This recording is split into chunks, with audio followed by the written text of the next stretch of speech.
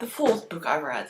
It's The Illustrated Man by Ray Bradbury. Years ago I read Fahrenheit 451 and it was amazing. It became one of my favorite books. I also really was into dystopian at the moment, so that probably helped. This is basically the story of a man who meets a man whose life has just fallen apart, who's a man in distress. The man is covered in tattoos which show the future. This is a really negative, really horrible dystopian future, actually also really sci-fi. Narrator starts looking at all those pictures, all those illustrations on the man's skin, and those tell the short stories that are included in this.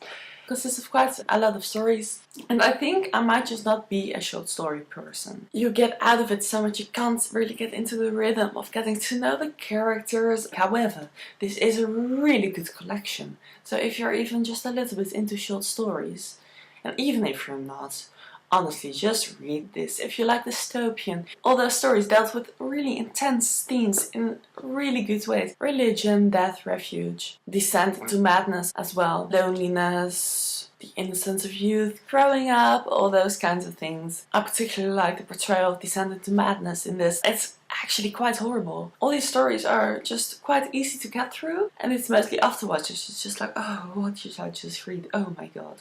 A couple of stories I want to point out. The Long Rain, which is about a group of people stranded on a planet, and there's a lot of rainfall and the rain slowly drives them crazy. Oh, it's so horrible. No Particular Night and Morning is also a Descent into Madness story about a man who is in a spaceship, feels he can't prove that anything is real, so he just decided to go into nothingness.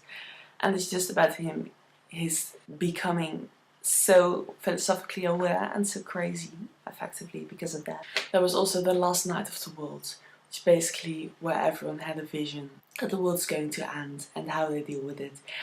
And oh, that was just so good, honestly. And there was one which I want to mention, which is Asha 2, which basically sort of is in the same tones as Fahrenheit 451, which might be why I loved it so much. And it deals with a situation where all the literature has been burned. One librarian decides to build the House of Usher from Edgar Allan Poe, and then all these horrifying things happen, and it's so hilarious. But make sure you've read some short stories by Edgar Allan Poe, particularly House of Usher. But I've actually only read 3, and all 3 got mentioned. Make sure you've read House of Usher and The Cask of Amontillado. They're both in this one, by the way, which I read in the beginning of this year.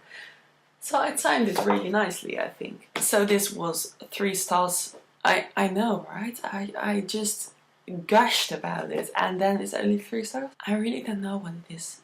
I think it's the short story thing. I didn't really enjoy it whilst reading it. I just felt like, oh, I'm just going to get through this story and get to the next one. And yeah, that was a bit...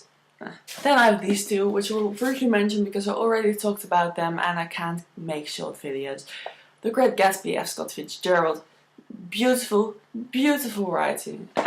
Honestly, I can't deal with it. It was extraordinary. And To Kill a Mockingbird by Harper Lee. Even if you don't care about the story, if you think you might like coming-of-age stories, read this.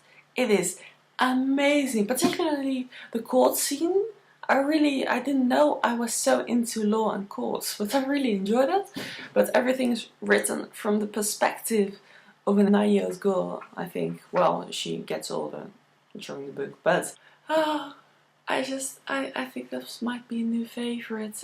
The writing just was so comforting. It wasn't anything particular. It was just the story in its entirety that made me so extremely happy whilst reading. These were both 5-star reads. This might actually be a favorite by now. Anyway, it was quite a good reading month. I now picked up The Virgin Suicide. Really not enjoying it. It's such a shame, honestly, but I'll come back to that later. Especially because I had been so excited for it for years, and I usually enjoy the books I read. Anyway, that was that. Thanks for watching, and I'll see you in the next video. Bye bye!